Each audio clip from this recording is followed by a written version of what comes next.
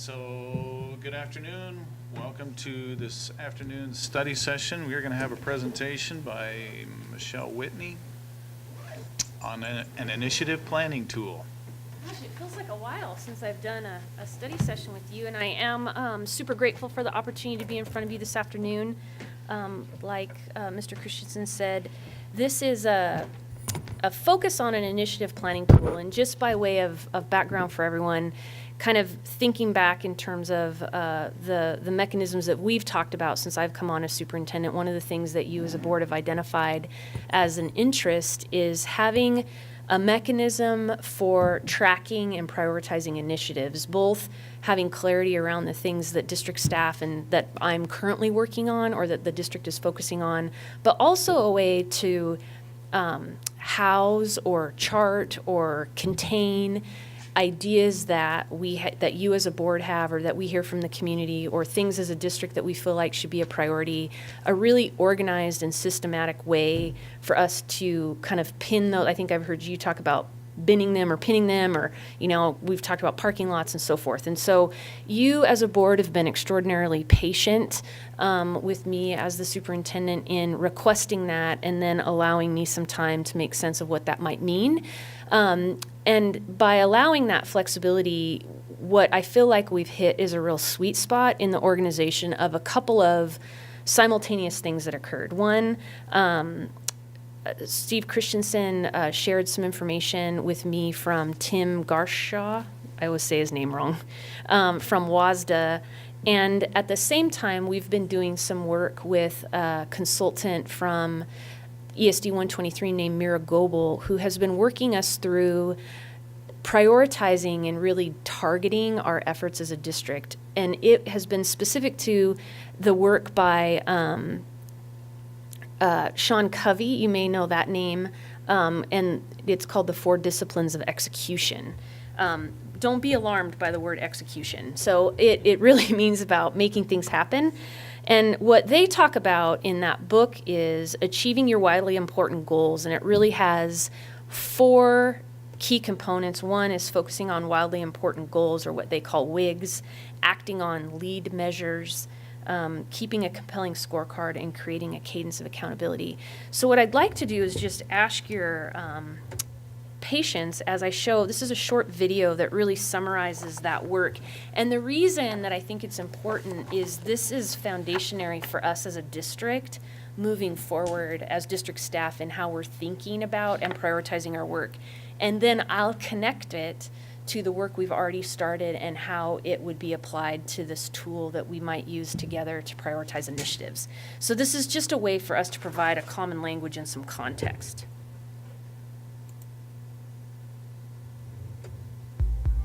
This is always where you hold your breath. I recently read the book The 4 Disciplines of Execution by Sean Covey, Chris McChesney, and Jim Hewling. Everyone has good ideas, but what's rare is the ability to execute on those ideas. A good idea without execution is worthless. Authors Sean, Chris, and Jim surveyed over 200,000 business leaders from around the world to understand why they routinely failed to execute on their good ideas and important goals. They found that leaders and teams who routinely fail to execute on their good ideas are completely consumed by what they call the whirlwind. The whirlwind is the chaos of day-to-day life. It's the reason you get to the end of the week and wonder, wow, I was busy all week, but I don't think I accomplished a damn thing. It's the endless stream of incoming messages. It's the problems that show up unexpectedly that you need to address.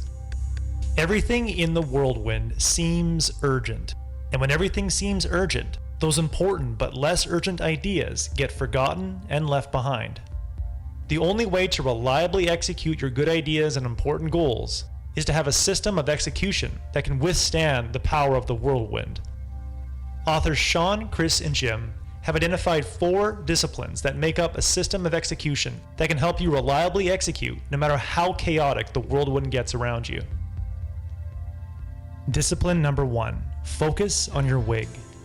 At any given moment at a major airport, there are planes taxiing around the airport, there are planes taking off, and there are planes coming to the airport that need to land soon. If you were an air traffic controller, you would need to manage all those planes, and each passenger in those planes would tell you that their plane is the most important plane. But even though each of those planes is important and urgent to those people, only one plane is wildly important to you right now, and that's the plane that's coming in to land right now. Focusing on and landing this one plane successfully makes all other planes seem secondary.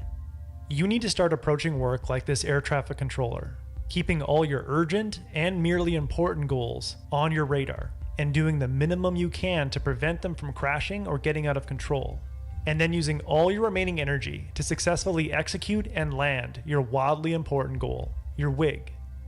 To find this wildly important goal, just ask yourself, if everything else remained at its current level of performance, what one achievement would make everything else seem secondary? Once you have a good idea of what you think that achievement might be, frame it in the following format: from X to Y by Z. As in, my wildly important goal is to raise my monthly sales revenue from $6,000 to $12,000 a month by December 31st. Discipline number 2, measure lead behaviors. Let's say your goal is to lose 20 pounds, so you go on a diet. During the first 2 weeks, you step on the scale every day to see if your weight has changed, but day after day, the scale hardly moves. How likely are you to stick to your diet? If a metric that you're measuring isn't changing, like weight in this case, your execution will suffer. The problem is most results that we want to change, like losing weight, increasing revenue, or growing the number of subscribers, all has a lag effect. There's a considerable amount of lag time between the actions we take and the results we want to see. During that lag time, if you only measure your lag result, a metric that will hardly change in the short term, regardless of how much action you take, you'll quickly lose focus on your wildly important goal and stop executing. Without any signs of improvement, our execution will suffer. Therefore, we need to measure something that we can influence and improve every day or every week. What we need to measure are lead behaviors. Lead behaviors are those critical day-to-day activities that ultimately lead to our desired result. If you had a blog and you wanted to get more subscribers, you shouldn't just measure the increase in subscribers each week. You should measure the number of words you write each day and the number of articles that you post each week. If you're a salesperson, you shouldn't just measure the number of sales you're getting each week. You should also measure the number of daily prospect calls you're making and the number of follow-up emails you're delivering. These lead behavior measurements are something that you can increase every day. And when you increase these metrics every day, you increase your engagement and execution. And when you focus on proven and validated lead behaviors, achieving your lag result will simply be a matter of time. Discipline number 3, put up a scoreboard. Let's say you get together with friends on Saturday and go play soccer in the park. You make teams, you set up the nets, and then you start the game. But 30 minutes into that game, some of your friends are losing interest because no one remembered to keep score. But what if everyone on your team knew they were down by 1 goal with 5 minutes left to play? Do you think they would still be disengaged and walking off the field? The authors say people play differently when they know the score. It doesn't matter if you're playing soccer or executing a work project. Knowing the score generates a will to win, and the will to win fuels execution. If we aren't frequently reminded of the score, our will to win will fade, our execution will suffer, and the whirlwind will consume all of our attention. The best way to be reminded of the score is to put up a scoreboard in your office that is simple and easy to see. You should be able to look at this scoreboard and know if you're winning or losing in 5 seconds or less.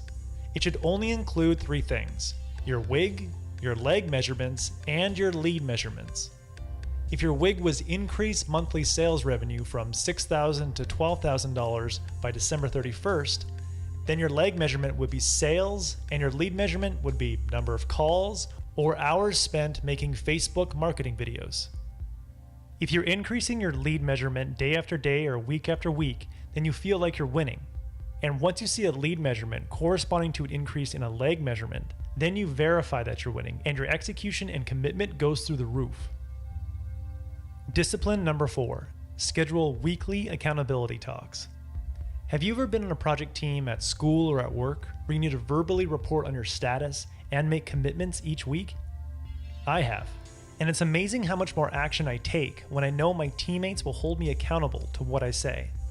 As a project manager at an engineering firm, I needed to sit around a table every Monday morning and remind my peers of what I said I would do, what I did, and what I plan to do this week to hit my next project milestone. It was a powerful routine of accountability. I didn't always like it, but it was amazing how much my execution increased before and after each meeting. In the book, the authors promote the practice of regular face-to-face meetings with your peers or teammates where you state your goals instead of your boss or your teammates telling you what your goals are. When you verbally commit to your own goals in front of your peers or teammates who will support you but hold you accountable, you have a strong desire to honor your word and protect your reputation. These are powerful motivators that cause you to focus on your wildly important goal and prevent yourself from being consumed by the whirlwind. By implementing these 4 disciplines into your work week, you can get yourself and your team to reliably execute your greatest ideas and your wildly important goals, no matter how chaotic the whirlwind of your day-to-day responsibilities might be.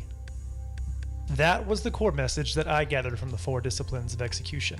If you're finding it hard to execute important goals, I highly recommend it. If you would like a 1-page PDF summary of insights that I gathered from this book, just click the link below and I'd be happy to email it to you. If you already subscribe to the free Productivity Game email newsletter, this PDF is sitting in your inbox. Thanks for watching, and I hope you have a productive week.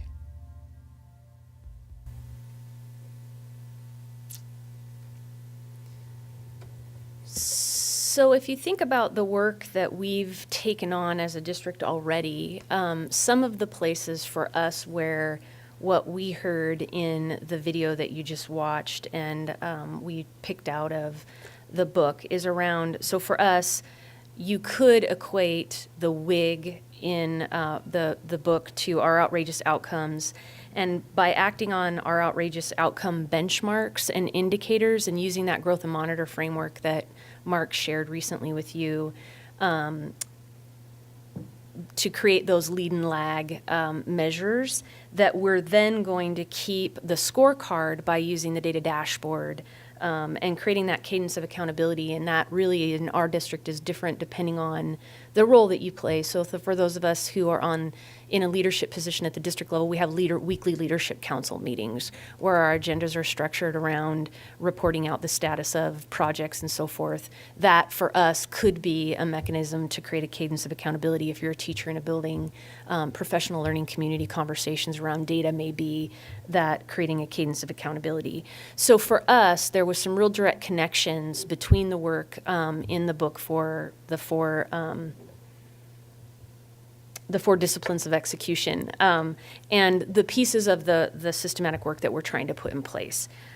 So how does that fit then with the request that we've made in terms of having a system for tracking initiative planning? So as you dive deeper into the book, what they say is when organizations have 2 to 3 defined goals in addition to the whirlwind or the just daily functions of the work, they tend to achieve with excellence 2 to 3 of those goals. If they have 4 to 10, they may achieve 1 or 2, and if they have more than that, they're not achieving any of them. And I know that we've had lots of conversation around tension in the system, what's reasonable in terms of a superintendent workload, and I've really struggled with how do you quantify that in a district, and what does that really mean? Because what I know is if I commit to it, like I'm going to get it done, regardless if the workload is reasonable or not. But what this book did, and what the foundation of this is really around, just because we can doesn't necessarily mean we should. So just because we could focus on 11 things doesn't mean we could, because it's just not reasonable to think that you're going to do that with a level of excellence. So your chances of achieving 2 to 3 goals will be higher, but the more goals you're juggling, the less likely you are to reach them or to be attaining them at that really, really high level. You may attain them, but it isn't going to be at the same level as you would if you were really focusing on 2 to 3. So there's always more good ideas than our capacity to execute. So the tension is around how do we make sure that we don't lose sight of those good ideas while we're executing the ones that the organization is focusing on. So again, it goes back to how do you quantify that? The tool that Tim Garshaw shared was based on some work from a book called Adaptive Leadership by a gentleman named Heifetz, and he talked about modulating the provocation, which I had no connection to that. But what I could really connect to is narrowing the focus as a mechanism for managing the whirlwind. So the book that we've been focusing on talks about the whirlwind really takes up about 80% of your time. And it's really reasonable to think that as an organizational leader or as a leader, that you really can be focusing about 20% of your time on those goals and achieving those goals with excellence. So again, how does all of that apply to the request that you made to me, and what's a tool that we can use together to manage that 20%? So that as a collective, we have a clear understanding about where the organization's focus is, and we don't lose sight of those good ideas that, again, there's always more good ideas than there are time for execution. So I'm going to pass out a really gigantic piece of paper where I just started to play with this idea. This is just, it's not a draft for sure, where across the top you'll notice or recognize, across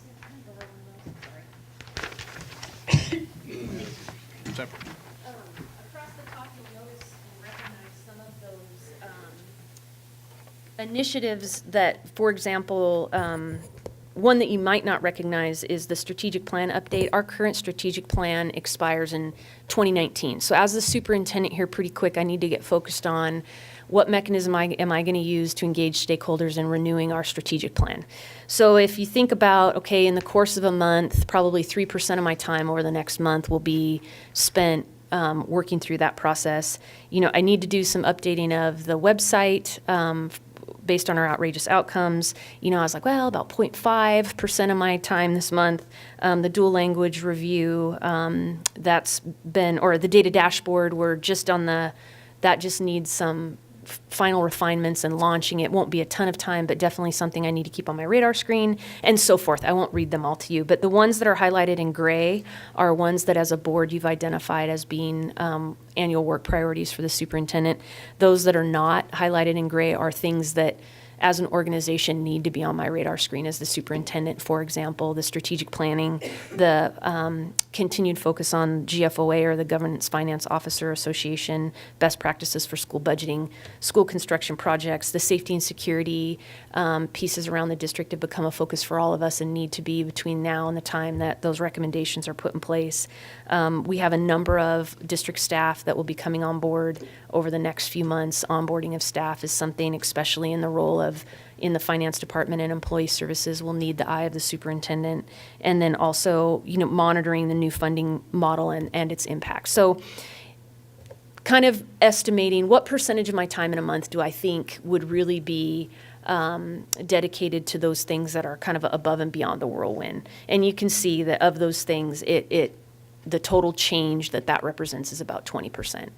So this tool would allow for each of us that are in those roles that are responsible for executing change in the district to get clear about our functions and then record where we are in terms of work priority and impact. So I'm not suggesting that this calculation is final. I'm just suggesting it as a place to start the dialogue around the concept. There's a partner spreadsheet. So this is what's called kind of the initiatives in play, things we're currently focusing on. There's a partner spreadsheet that I can hand out also that does the same thing, and that's called the Incubator, where those ideas that, for example, Mr. Learman submitted an idea around identifying hallmark experiences at each grade level. We've talked about a STEM audit. Except there's other ideas like that as a board that you've had. Those would go into the incubator. We would calculate what percentage of time beyond the whirlwind do we think that would take in terms of organizational focus, and then we would be able to make some decisions around, can we add it to the initiatives in play and still maintain that high levels of of excellence and execution, or do we need to reprioritize by taking something off of initiatives in play and bringing something from the incubator? I'm stealing the terminology directly from Tim's work around incubator. I really like that language because it implies that it's there and it's growing as an idea versus a parking lot where it feels like sometimes parking lots, you just park the car and there it is. So at this point, that's the information I had to share and was hoping that we could just engage in kind of a discussion or some dialogue around the concept thinking. So my question would be, going to that slide that shows that if you spend more of your time on 2 to 3 activities, you're going to get more success. As a organizational leader, would you focus your focus on 2 or 3 of these activities and say that if you're only spending 1 or 2 or 0.5%, that seems like it's in the whirlwind. So it feels like you might have each of your employees and each person in the organization figure out how to spend 20% of their time on 2 to 3 of these activities that you or somebody else delegates as being important. Would that lead to more success than having 0.5% of your time go somewhere across, 10 goals? I guess when I watch this, that's kind of what I thought they were saying is you would want to say, as a superintendent, here's my 3 focus areas. I'm going to spend 20% of my time on those. Mhm. Because if I spend 6-7% of my time on each of those, I'm going to get a lot more success than 0.5% here, 1% here. Yeah, so what I'm doing is taking a new way of thinking and applying it to annual work that as a board you've already identified for me. So those things that are in gray are already identified as my priority. So I didn't feel like I had the latitude to take those off and say, and I don't believe they're in the whirlwind. They're beyond my normal scope of my job, the day-to-day, like. But can you delegate so that each of these areas has 20% of their time, more focus for each of your employees here and get better results? Because that's where I feel like you're going to get your big bang is by having all the people down here. Sure. Focus 20% of their time, not like you're doing up here, but in 2 or 3 of these key areas. Yep, and that would be the next layer of focus for us. Everyone is focused across 6 or 7 Right. areas. And Yep. it's what they're saying, you won't Yep. get as much bang. Nope, exactly. As a superintendent, I feel like mine might look slightly different. So for example, like the data dashboard's an oversight kind of a piece. But yes, it allows us to coordinate the work, priority, and function across the system. What is the LTFMA? Long-term facilities management plan. What? Long-term facilities management plan.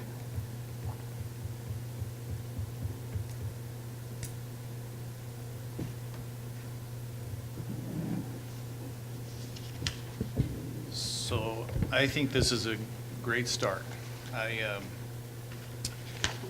It tells us, it shows us the kind of things you're working on. I hope that this is as much a tool to us as it is to you, so that we can look at this and say, you're spread too thin. And I think the challenge is going to be, so you've got 20, and I didn't check the math, but I'm assuming that adds up to 20. And this is the incubator page, I believe. So we've set annual goals, and these in the gray, I believe, are the annual goals or come from last year's. And that's something that we need to do collaboratively, where we work together to establish annual goals. And in doing that next time, or maybe even this time, that you should say, okay, if this is the project, this is the scope, this is how many change points that it's going to require of my effort to do that. Now, some of it you might be able to delegate, like Mr. Lehrman is saying, but then we could say, well, gosh, we've just loaded you up with 30 change points. Where are we going to, which one of these are we going to prioritize, and which one are we going to move to the incubator? And I think hopefully this helps us do that. I mean, like the slide said, there's no end to good ideas. There's more good ideas than there is time to execute. So we have to prioritize, and hopefully this helps us do that. Well, it absolutely will. And I think the benefit of the timing of this was perfect around and Sherry and Amy were there when we started the work with Mira Goebel around the 4 quadrants of instructional leadership, et cetera. We brought her back as just to meet with Leadership Council right before spring break and talked about what are those high leverage or the high lever initiatives that we really need to focus on. What is kind of the WIG, right? What are those big deals, like, for example, the Pasco curriculum guides? You know, that's foundationary to every kid having a consistent experience in Pasco School District. Like, so that may become the key focus for our instructional administrators, plus maybe 1 or 2 others. Then we can, like you were saying, Scott, identify across the rest of the district staff where that focus is so that it's clearly aligned throughout the system. So that when I come to the table to have the conversation with you about where should the superintendent work priority be, it's connected to larger systems decisions. I think that's the really exciting piece for me about this, is it's going to provide that mechanism to really prioritize the work across the district that's directly connected to a layer of foundational understanding and common language that we started with some pretty intensive and particular training with Mira at the ESD. So again, it's that systems connection. So it's not just a tool in isolation for me to use with you as a school board to prioritize my work. It becomes a tool across the system to prioritize those high lever strategies. So a possible suggestion. So I've seen these kind of tools before, and usually, at least when I've seen them, the high-level manager being you can't really tell the effectiveness of the organization looking at this here. What really seems to come out is when you start putting reds or greens or something. So you look at like one of these columns and you focus your staff on the 3 areas that they're going to have. And as you look down one of these columns, you can look at it and say, I don't have the staff to achieve at a high level. But for us as a board, looking at the numbers you have here, we're never going to be able to really tell if 0.5% versus 3% in any of these areas will really make a big impact of your personal time. But I think that you often see, like I said, when you fill this out for your whole staff, and if you have each of them focus on several areas, like you're saying 2 to 3 goals, and you look down that column, you'll be able to tell us, not necessarily where you can't focus your time, but where the team as a whole can't focus enough time to achieve. So I think we'll, as a board, even though we don't have responsibility for any of these people, once you get that filled out, I think we'll be able to see kind of where we can't tell you that you should be focusing, because a lot of where you focus is delegation at this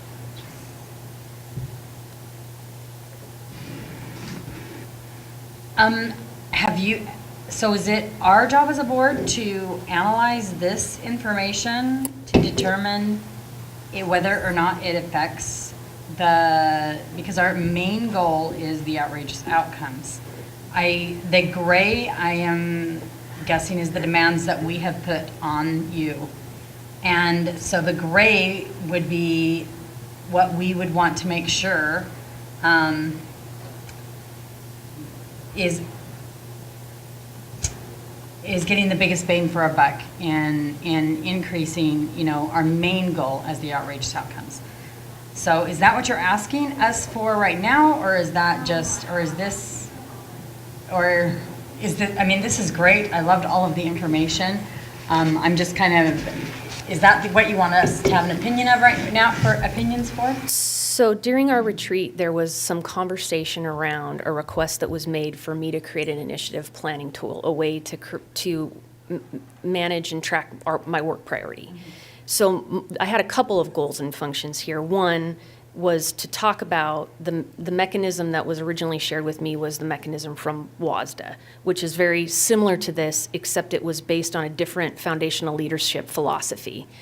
So what I did was I took that idea and connected it to another body of work that as a district we're working on. So I wanted you to also be aware of that. So it's kind of twofold. Here's the initiative planning tool I'd like to use. Here's this body of work we're using. I just wanted you to see what the tool would look like.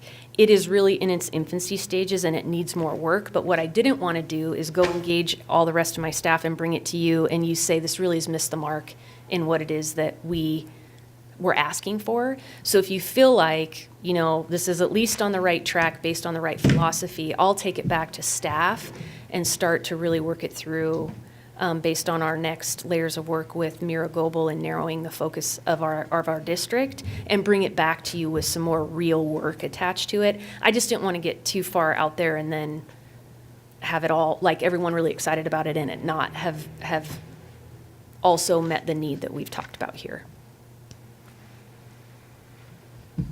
I think it's great and a great start, and I've noticed in the past there's been, in the past when we had lots of community concerns, one of the concerns was kind of in the booth building, what does everyone do? And I think that can be an honest question, and I think this could play into that some, that because honestly I myself couldn't explain necessarily what all of these people do on a day-to-day basis and what are their wildly outrageous goals or wildly important goals.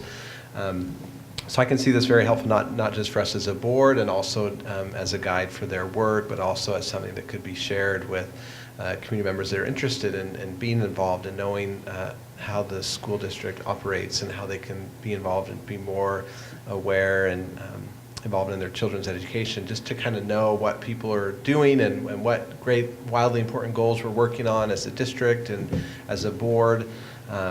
I think that could be very helpful, not just to us, but also to the community. Well, I think the kind of the sweet spot with any given tool is when, like you said, Dr. Richardson, and I think, Scott, you illustrate this point as well, it has that seamless connection across the system where it can be a good tool for multi-stakeholders. It's not just for the board, it's not just for the superintendent, it's not just for district staff, it's not just for the community, but it's going to be a tool that makes sense to everyone. And I think it has the potential for that. I absolutely understand it needs more work in terms of, exactly how are we going to think this through? What does 3% actually mean? What are the high leverage initiatives we're going to focus on? And I think we're in a really good spot to continue this work forward in support of Mira Goebel and ESD 123 and the foundations of this book, which I think were super timely and exactly what I'd been looking for as an organizational leader to do the work. I have like 100 questions and I don't even know where to start, but first of all, the breadth of your work goes, so I guess that's the whirlwind, so that we're not even talking about, and this is only the 20%, Right. Is that correct? Right.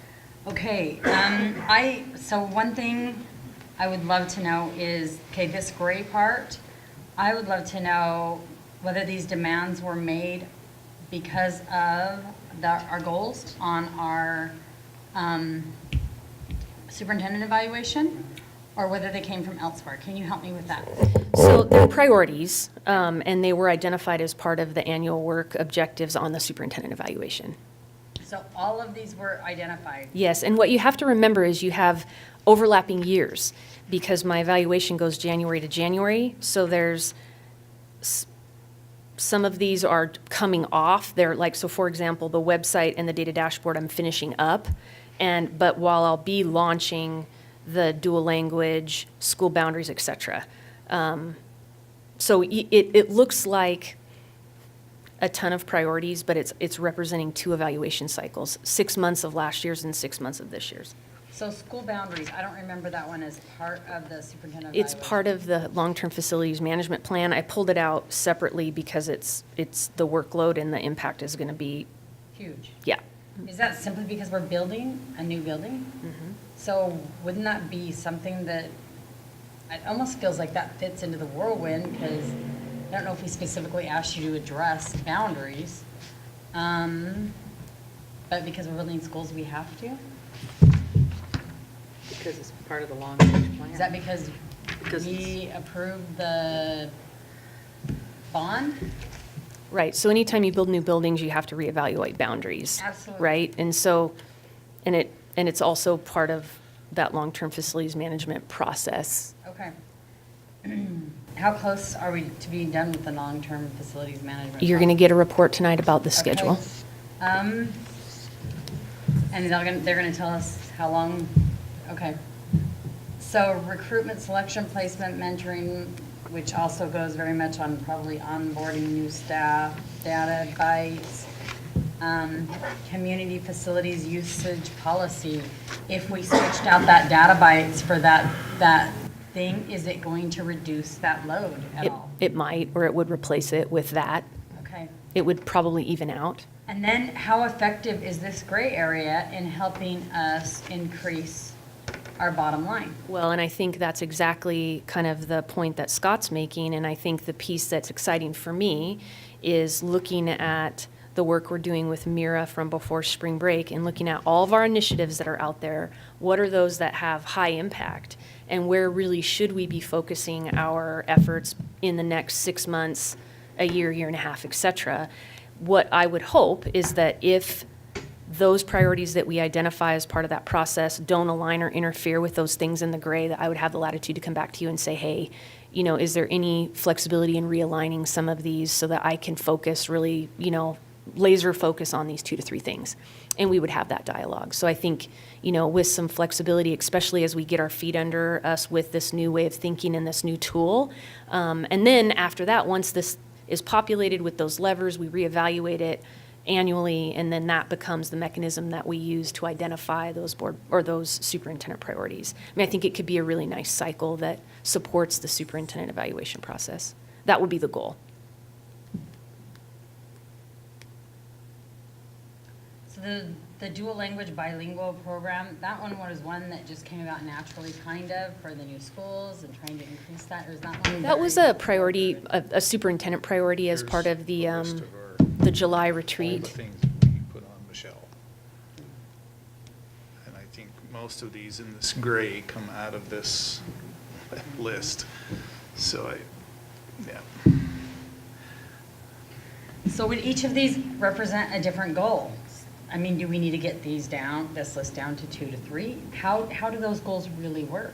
Sure. I think, Amy, I think the next layer for us, if you're okay with me moving forward to play with this tool to see how it will work, is for me to engage in that work with the Leadership Council and Mira in narrowing the focus for the entire organization. Then I can look at how do those align or not with the things that are already identified in the superintendent evaluation. If they align, great. If they don't, then come back and have a question or a conversation, yeah. Another thought, and it ties into what I said before, is you might not necessarily have to reduce the scope of the entire group, because if you reduce the scope for small groups on here, like I said, you could leave 10 across the top, 10 or 12 activities. But as you come down a column, if there's 4 people that Yes. are each spending 5 or 6% of their time on that, they're a team. That's right. And they're responsible for that. And when they go share out, they have to show how the work they're doing helps Michelle achieve not her goal, but the district and the board's goals there. So I wouldn't think that you have to compress what you have across the top. It's just in those small leadership work groups, they're not all focused on all 11 of these like you are. Right. They're focused on 2 or 3 each. Right. And once you fill this out, you start to see it. Right, exactly. And you're able to tell us, Yep.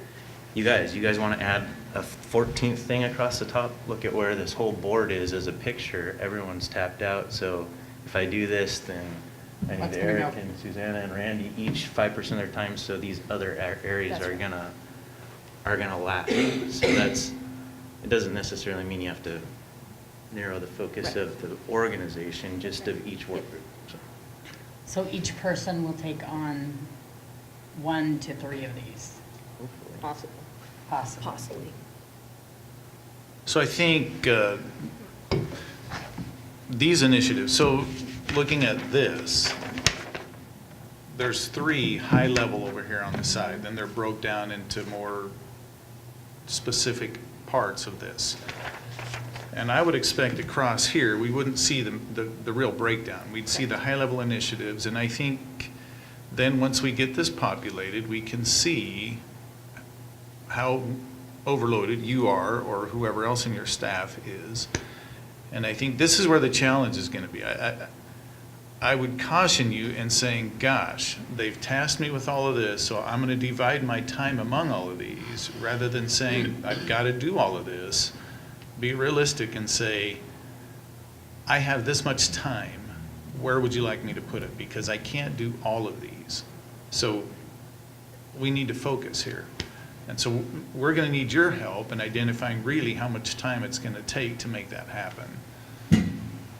So just be aware of that. No, thank you, I appreciate it. And I think this mechanism helps me frame that work differently. I have a difficult time setting boundaries around what I believe I as a person can and can't do.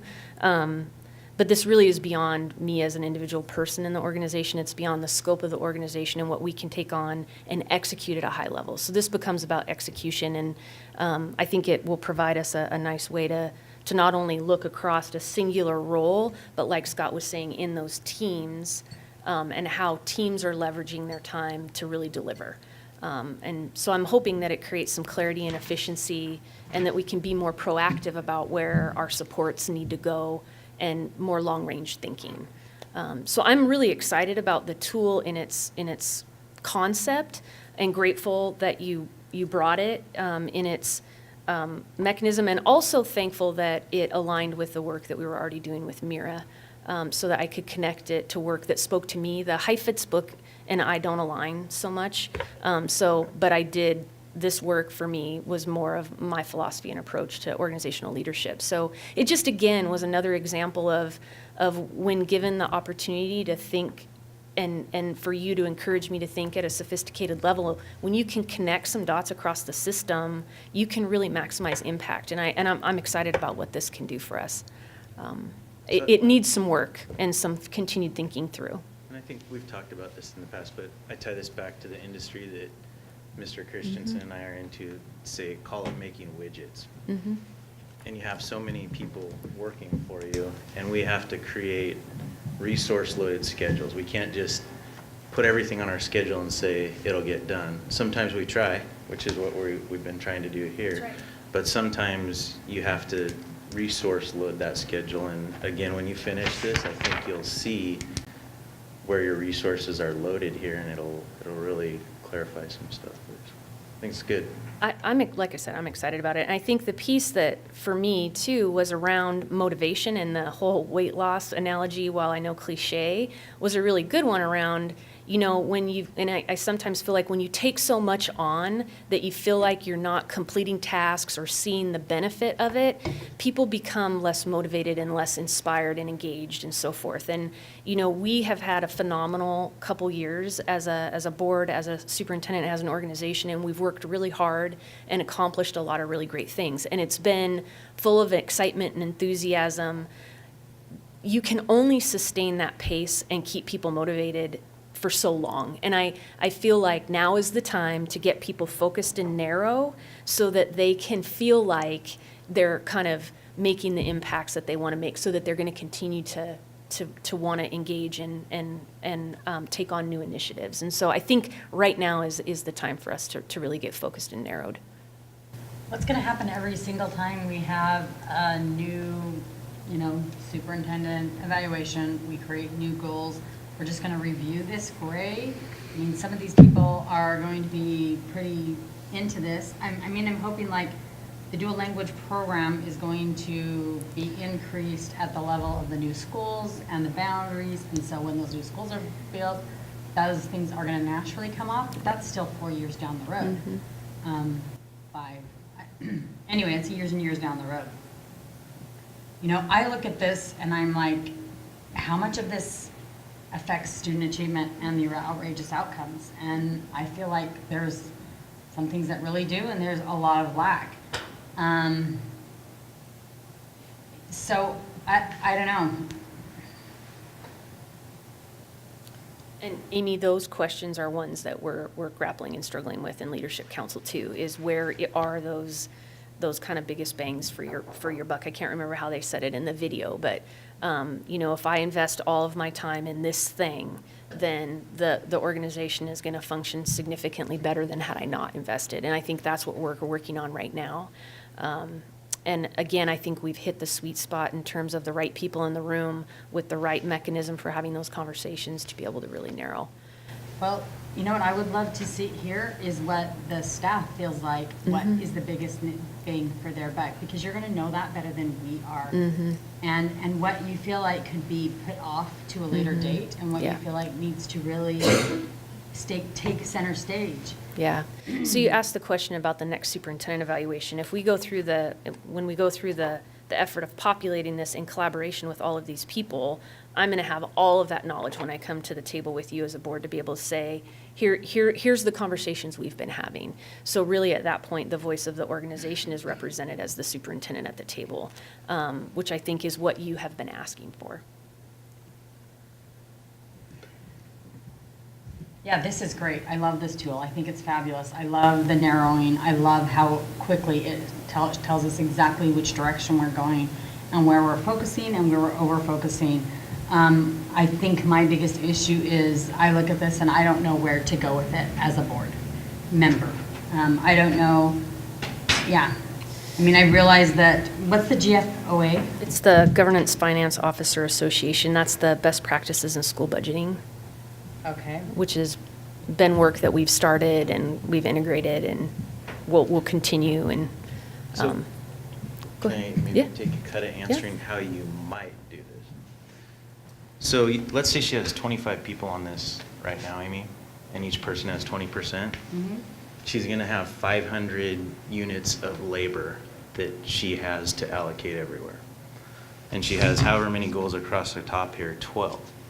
I think when I've seen these kind of tools used, a lot of times what people do first is they look across the top, align these to the goals and say, okay, well, column number 1, strategic plan, that is gonna require, each unit here is 1% of somebody's time, which over a week is like 1/100th of, 40-hour week. So it's less than a half an hour, 20 minutes maybe.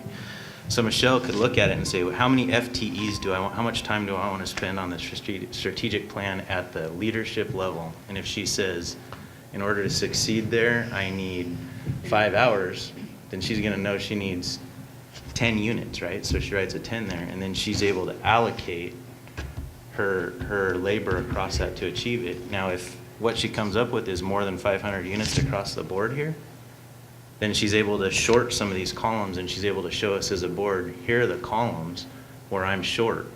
And maybe it shows up as red if she's short. So we would be able to look at it, and although we're not telling her how to do this work or telling her where to allocate her resources, it's a quick tool for her to say, here's the columns where I'm red because I don't have enough resources to meet my requirement on the bottom here. Now we can reallocate, so we shuffle and move some people into this column, but look, now I'm short over here because I have 600 units of work right here, but I only have 500 units of labor out here. So I think that's how it could be used as a board, as a quick dashboard to look at how she's allocating her resources and why she can't do more work for us. That's one way that these I things are used. understand, I feel like I understand that really well. I get that whole thing. My biggest concern is the content.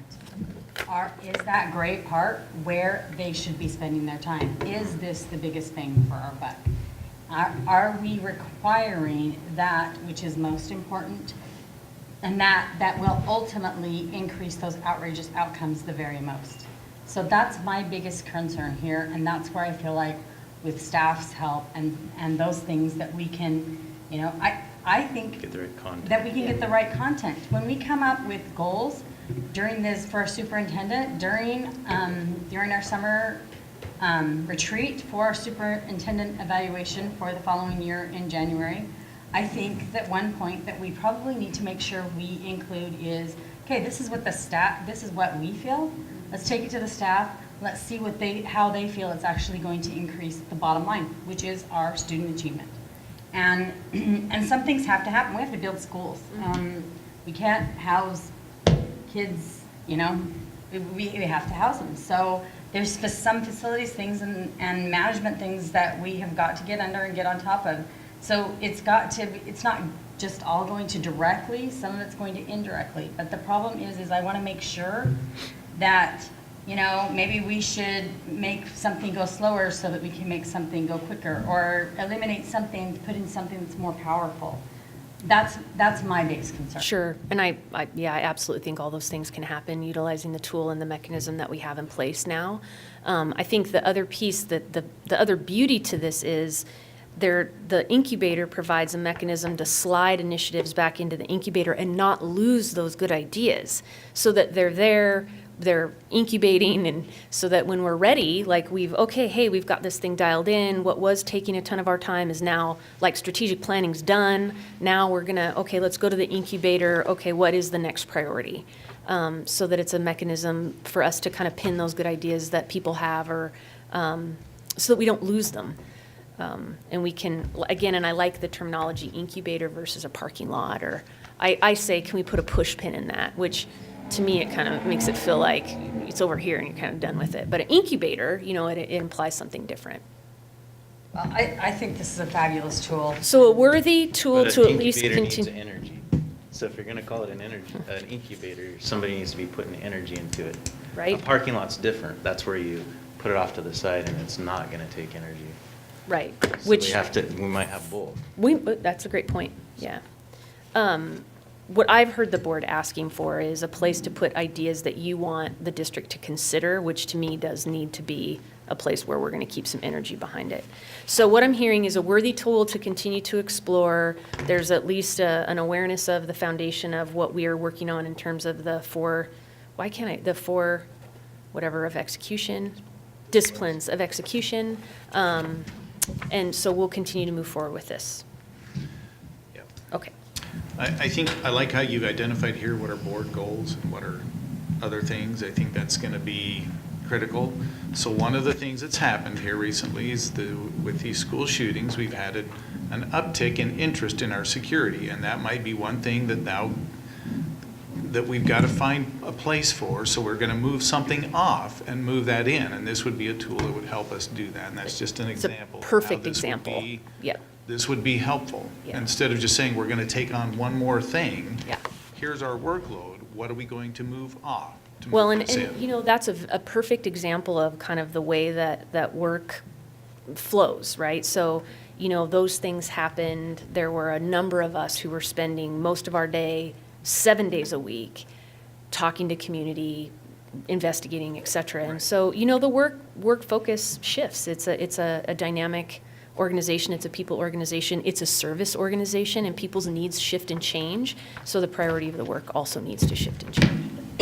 But at the same time, there's people that are putting, all their work time, looking at something like this and saying, okay, that's kind of a whirlwind based on current fears that really there's not any more risk now than there was, a year ago. And so, saying, okay, that is one of these planes in the air, whatever. We need to land this plane, let's minimize what we're putting to that. I don't know. I think that there's things like that that can happen with that.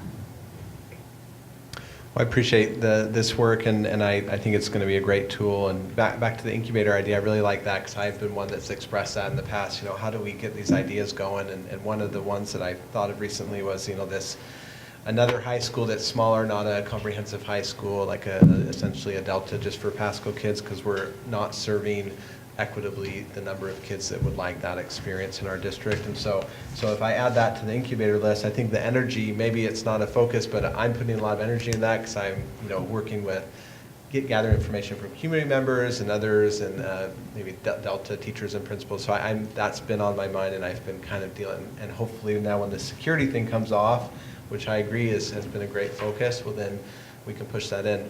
I also think we really have a good opportunity now as we've just passed a levy and a 4-year levy and a bond. So I feel like the last 3 or 4 years, almost really since I moved to Pasco, like that's been a constant weekly, monthly topic and huge amount of work of our district is levies and bonds. Yeah. They're just like, there's always one that's just kind of passed that we're just working on, that we're working to finish and get buildings finished. And really we're just at a really prime time where we're kind of at a good place. So no one's really having to devote a lot of energy to preparing the next levy or preparing the next bond. And let's focus on some of these other things that will hopefully make a big difference. That's a great point. Thank you for the opportunity to do this. I really appreciate it. Thank you. So unless there's any other questions, we'll finish our study session Thank you. and regular board meeting at 6:30. So